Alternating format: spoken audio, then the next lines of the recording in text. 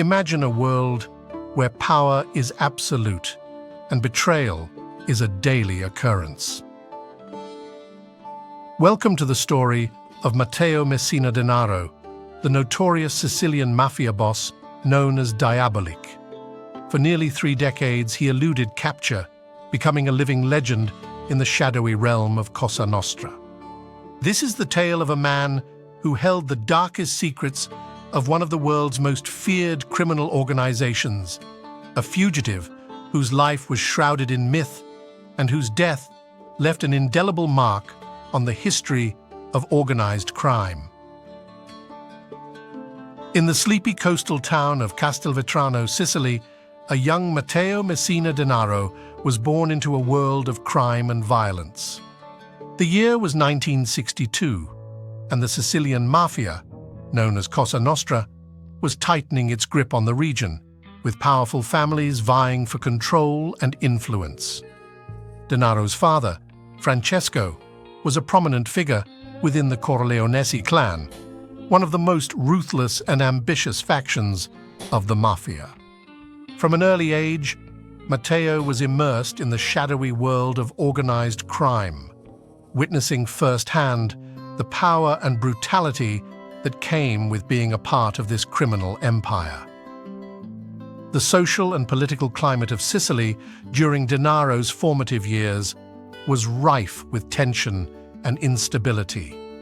The island had long been a stronghold of the Mafia, with its intricate web of alliances, vendettas, and code of silence permeating every aspect of life.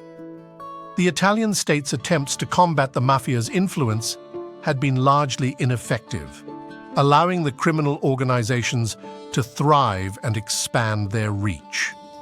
This environment shaped Denaro's worldview, instilling in him a deep-seated belief in the supremacy of Cosa Nostra and the necessity of using any means necessary to protect its interests. As Denaro grew older, his father began to groom him for a future within the Mafia. He was taught the arcane rituals and traditions of the organization, as well as the importance of loyalty, honor, and the ruthless pursuit of power.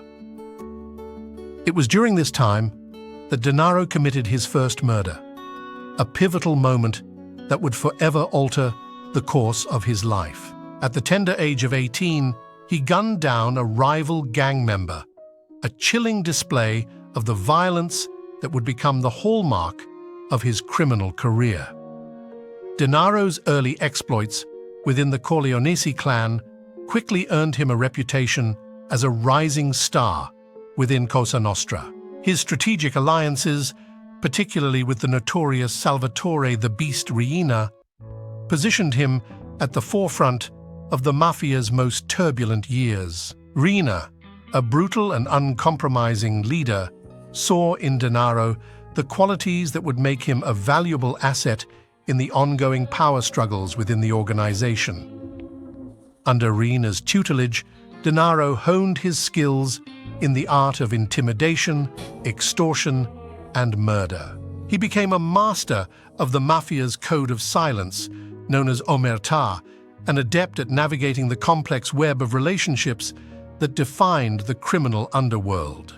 His ruthlessness and cunning were matched only by his ability to evade law enforcement, a skill that would serve him well in the years to come.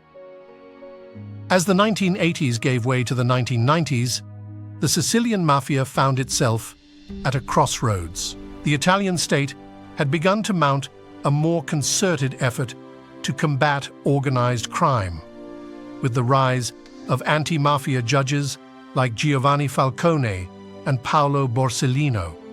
These men, driven by a relentless pursuit of justice, posed a grave threat to the Mafia's power and influence. Denaro, now firmly entrenched within the Corleonesi clan, would play a pivotal role in the Mafia's response to this challenge. The stage was set for a clash that would reverberate throughout Italy and beyond, as the Sicilian Mafia prepared to confront the forces of law and order in a brutal and uncompromising manner. Matteo Messina Denaro, the young upstart from Castelvetrano, was poised to become one of the most notorious and feared figures in the annals of organized crime. The early 1990s marked a dark chapter in the history of the Sicilian Mafia, as Matteo Messina Denaro emerged as a key player in the orchestrated attacks against two of Italy's most prominent anti-corruption judges, Giovanni Falcone and Paolo Borsellino.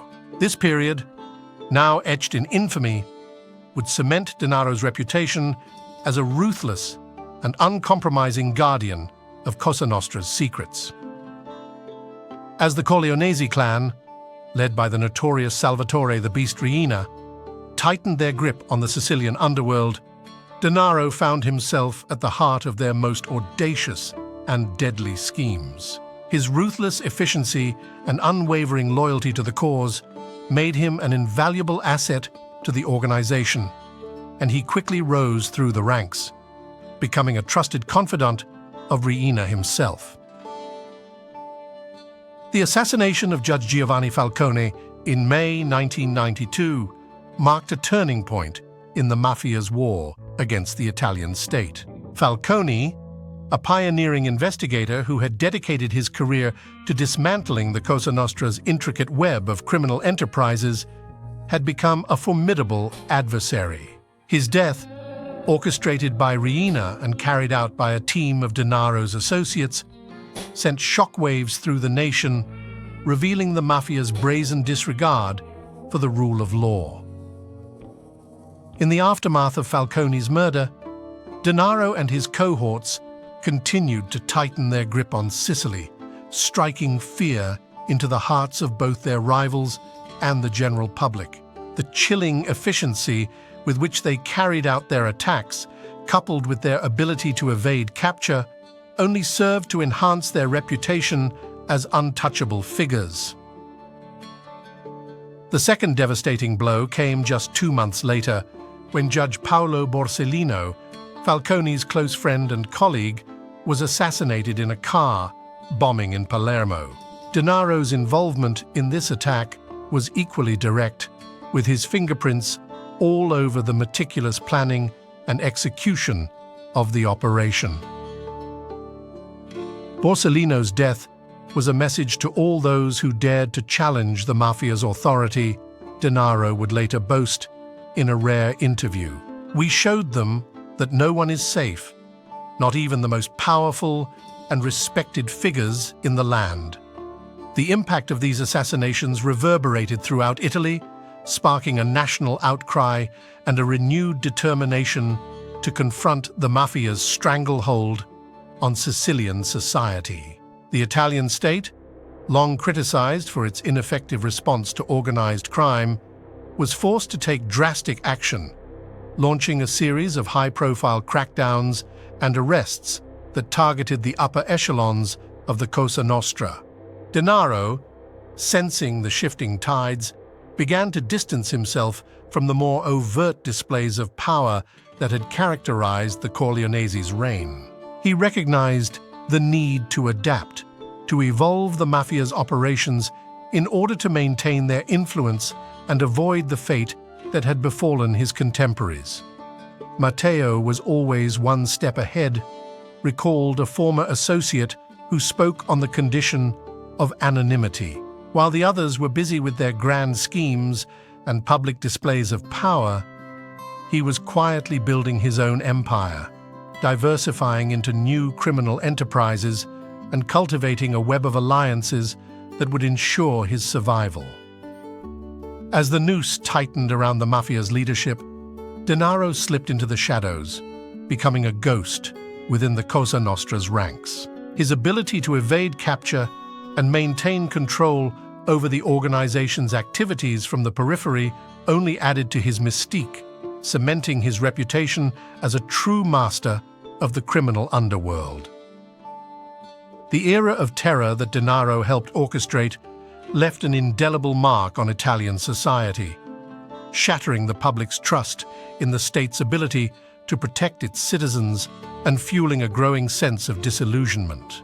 The Falcone and Borsellino assassinations became rallying cries for those determined to break the mafia's stranglehold, galvanizing a new generation of anti-corruption activists and law enforcement officials who would dedicate their lives to bringing Denaro and his ilk to justice. As the decade drew to a close, Denaro's grip on power remained unshaken, even as his contemporaries fell one by one. His ability to adapt and evolve, coupled with his ruthless determination to protect the Cosa Nostra's secrets, ensured that he would remain a thorn in the side of the Italian state for years to come. The year 1993 marked a turning point in the life of Matteo Messina Denaro. As the noose tightened around the Sicilian Mafia with the arrests of high-profile bosses like Salvatore the Beast Rina, Denaro knew his time in the limelight was coming to an end. Sensing the impending danger, he slipped into the shadows, becoming Italy's most wanted fugitive. Denaro's transition into hiding was a carefully orchestrated affair, a testament to his cunning and the extensive network of loyalists he had cultivated within Cosa Nostra. He had long anticipated the crackdown on the mafia, and he had spent years meticulously planning his escape. With the help of his closest associates, he established a series of safe houses and secret hideaways scattered across Sicily, each one meticulously maintained and secured. As the authorities intensified their search, Denaro became a master of evasion, constantly on the move, never staying in one place for too long. He traveled under the guise of various aliases, using a network of forged documents and corrupt connections to stay one step ahead of the law. His ability to blend seamlessly into the fabric of Sicilian society, coupled with the code of silence, omertà, that permeated the region, made him an elusive target. But Denaro's disappearance from the public eye did not mean he had relinquished his grip on Cosa Nostra. From the shadows, he continued to wield his influence, directing the operations of the criminal organization with an iron fist. He maintained a tight network of informants and loyalists who kept him apprised of the latest developments within the mafia and the ongoing efforts of law enforcement to track him down. One of Denaro's most significant adaptations during this period was his shift in focus towards financial crimes. Recognizing the changing landscape of organized crime, he embraced the lucrative world of money laundering, extortion, and illicit financial transactions. He cultivated a network of corrupt bankers, accountants, and business owners who facilitated the movement of Cosa Nostra's ill-gotten gains, ensuring the flow of cash even as the traditional avenues of drug trafficking and racketeering faced increased scrutiny. Denaro's ability to modernize the mafia's operations and adapt to the evolving criminal landscape was a testament to his strategic acumen. He recognized that the days of the old-school mafia bosses who relied on brute force and intimidation were numbered. Instead, he embraced a more sophisticated approach, leveraging technology and financial expertise to maintain Cosa Nostra's grip on the Sicilian underworld. As the years passed, Denaro's legend only grew. The authorities' inability to capture him fueled a sense of invincibility, and his name became synonymous with the mafia's enduring power. The public, both in Sicily and across Italy, became transfixed by the elusive figure, with rumors and speculation swirling about his whereabouts and the extent of his influence. Yet, despite Denaro's apparent success in evading capture, the strain of his fugitive existence began to take a toll. The constant need to remain vigilant, the isolation of living in the shadows, and the ever-present threat of betrayal weighed heavily on him. Denaro's health, which had always been a source of concern, began to deteriorate, and he found himself increasingly reliant on a network of trusted associates to manage his affairs. The cat-and-mouse game between Denaro and the authorities continued for nearly 3 decades, with law enforcement agencies across Italy and Europe dedicating significant resources to tracking him down. The pursuit became a personal crusade for many, driven by a desire to bring down the last bastion of the old Cosa Nostra and to uncover the secrets that Denaro had guarded so fiercely. As the years passed, the tension between Denaro and his pursuers only heightened, with each side determined to outmaneuver the other. The fugitive's ability to evade capture, coupled with the perceived complicity of certain government officials and law enforcement agents, fueled a growing sense of frustration and disillusionment among the public. The question of how such a notorious figure could remain at large for so long became a sore point in the ongoing battle against organized crime in Italy. Chapter 3 of this narrative chronicles Matteo Messina Denaro's transition into hiding, his strategic adaptation of Cosa Nostra's operations, and the relentless pursuit by law enforcement that defined the next 3 decades of his life as a fugitive. It is a tale of cunning, resilience, and the enduring power of organized crime. A story that continues to captivate and unsettle those who seek to understand the complex and often elusive nature of the Sicilian Mafia. In the shadowy realm of the Sicilian Mafia, the name Matteo Messina Denaro carried an almost mythical weight. Known by his infamous moniker, Diabolik, he had become a living legend, a figure whose mere presence inspired both fear and fascination. As the last guardian of Cosa Nostra's darkest secrets, Denaro had cultivated an aura of invincibility, a reputation that only grew stronger with each passing year he evaded capture. Anecdotes and testimonies from those who had encountered Denaro painted a complex portrait of the man behind the myth. Salvatore Palazzolo, a former Cosa Nostra member, recalled his first meeting with the elusive boss. When Denaro walked into the room, it was as if the air itself had shifted. He carried himself with a quiet authority, his eyes scanning the space as if he could see into our very souls. Palazzolo, now a state witness, described the profound sense of unease that permeated the gathering, a palpable reminder of Denaro's power. Indeed, Denaro's ability to inspire both reverence and terror was deeply rooted in the cultural landscape of Sicily. The Sicilian Mafia had long been interwoven with the fabric of local society, its members often revered as protectors and providers within their communities. This dynamic, in turn, fostered an environment where the line between myth and reality became increasingly blurred. Denaro was a living embodiment of the Mafia's code of honor, explained Professor Emilia Genovesi, a sociologist who had studied the Cosa Nostra for decades. He was seen by many as a modern-day Robin Hood, someone who could provide for the people what the state could not. This perception, however distorted, only served to enhance his reputation and make him seem almost invulnerable.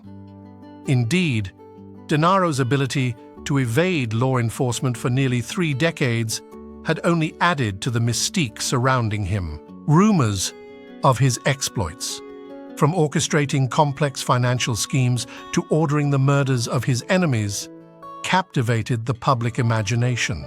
The media, in turn, fueled this fascination, with sensationalized reports that often obscured the grim realities of his crimes.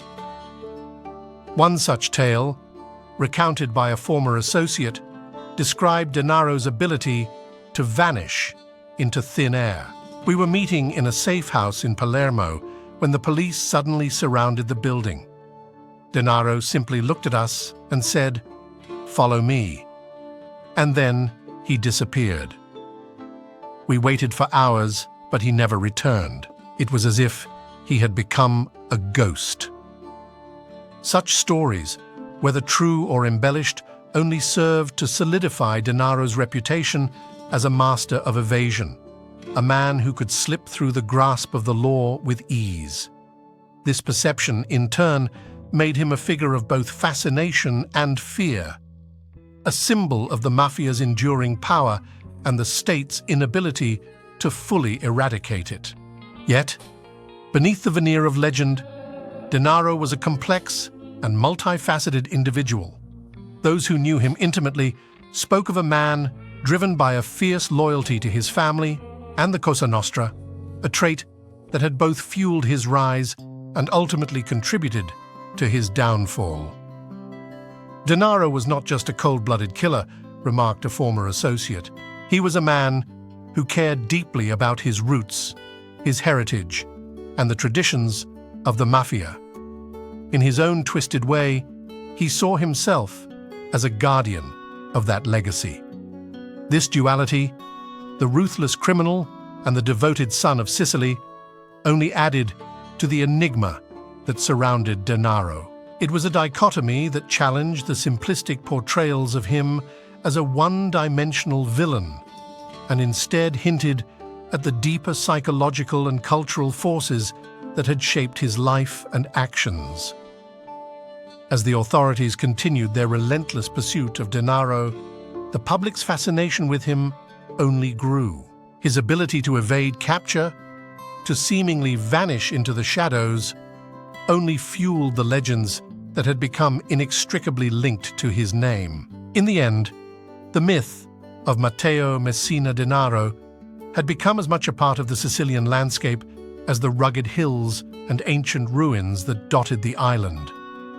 The sun had long set over the bustling streets of Palermo, casting an eerie glow over the city as Matteo Messina Denaro's world began to crumble around him. For nearly 3 decades, the elusive mafia boss had evaded the relentless pursuit of Italy's law enforcement, a ghost in the shadows of Sicily's underworld.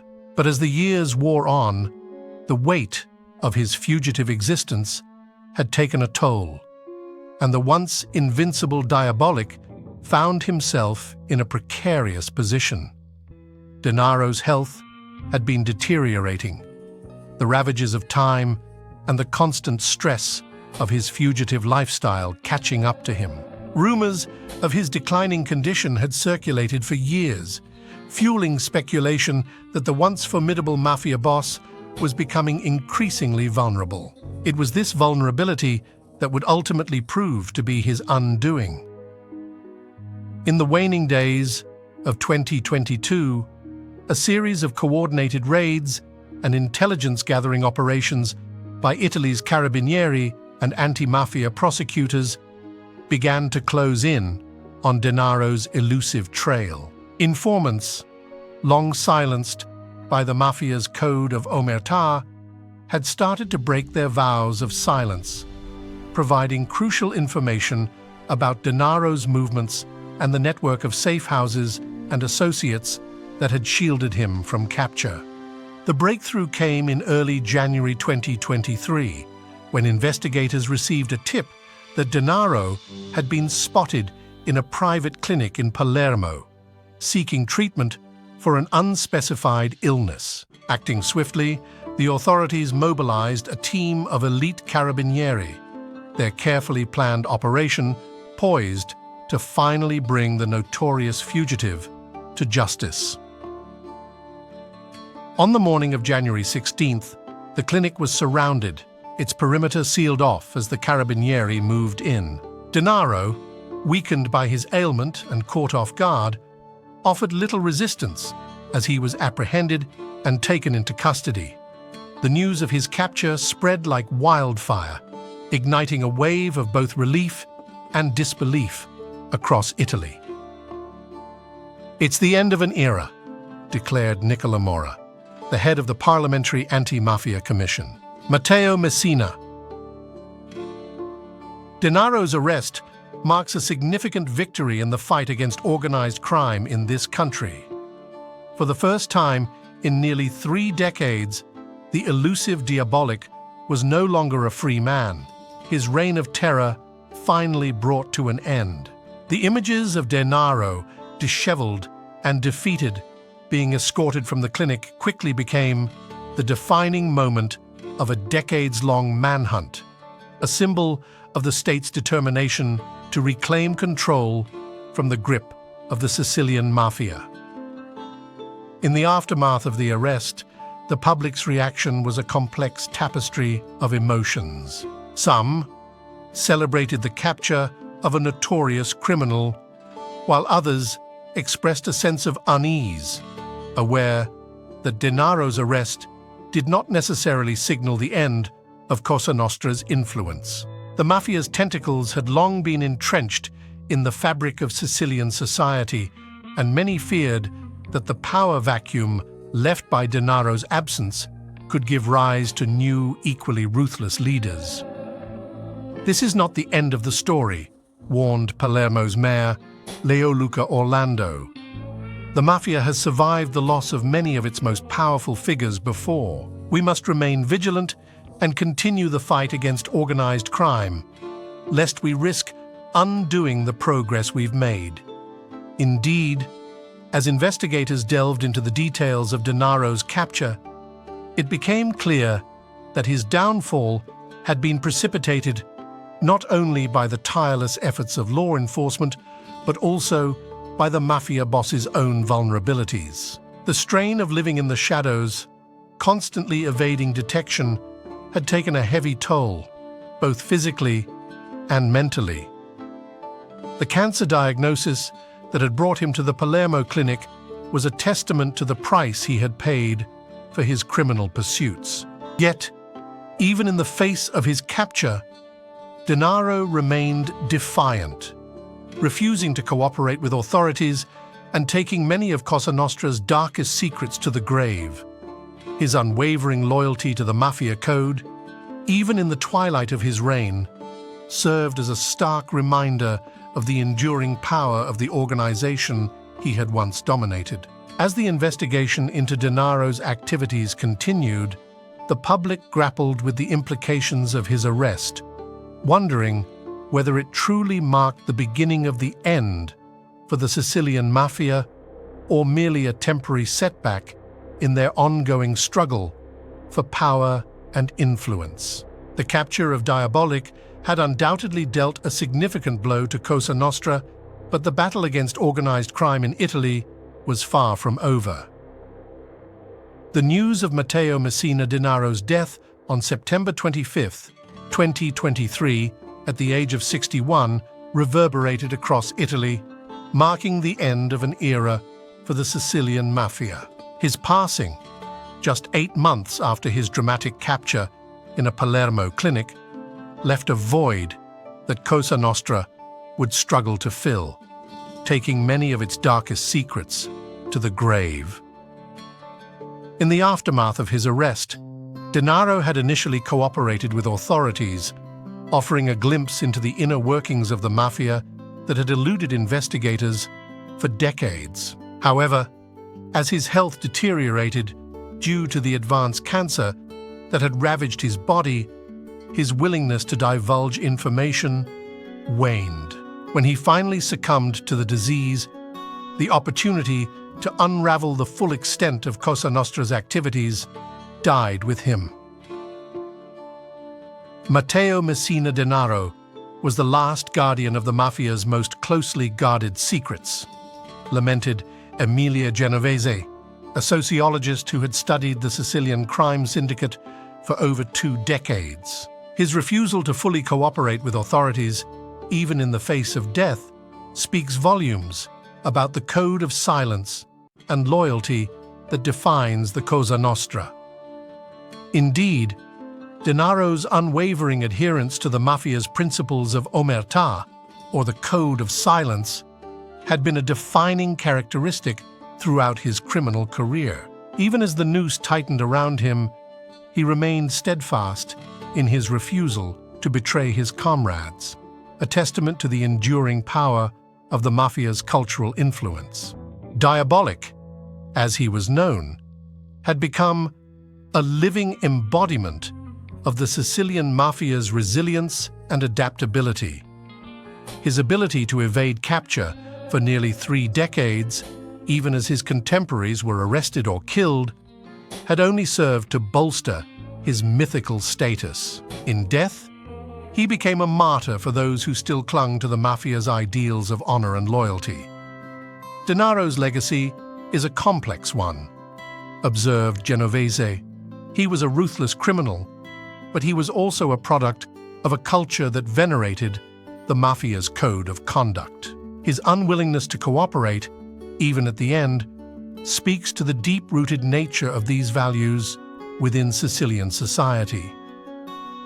The void left by Denaro's passing was palpable, not only within the ranks of Cosa Nostra, but also in the broader public consciousness. His death marked the end of an era, a symbolic shift in the power dynamics of organized crime in Italy.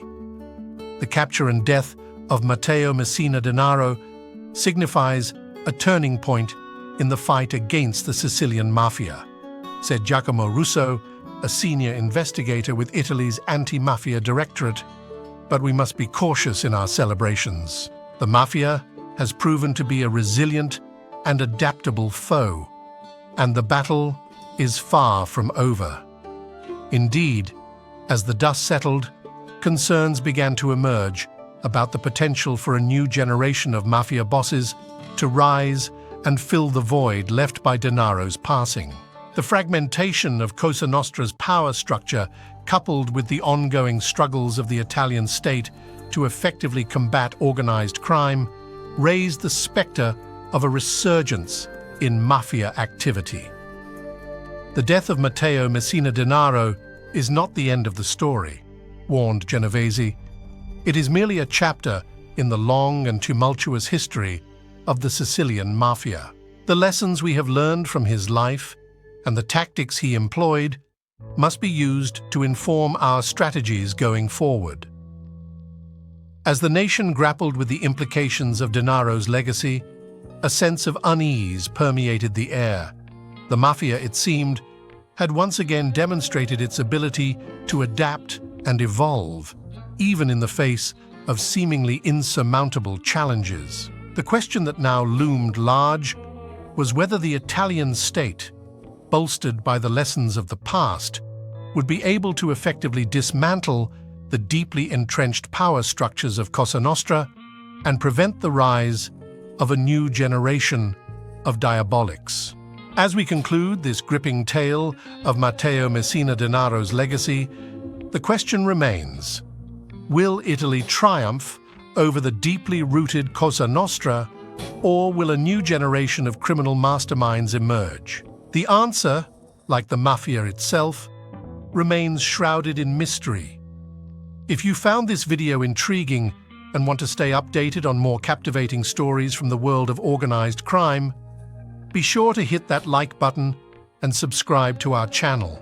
Don't forget to ring the notification bell to be the first to know when we upload new content. Help us unravel more criminal mysteries by sharing this video with your friends and fellow true crime enthusiasts. Together, we can dive deeper into the shadowy underworld of organized crime. Until next time, stay vigilant and remember, in the world of the Mafia, nothing is ever as it seems.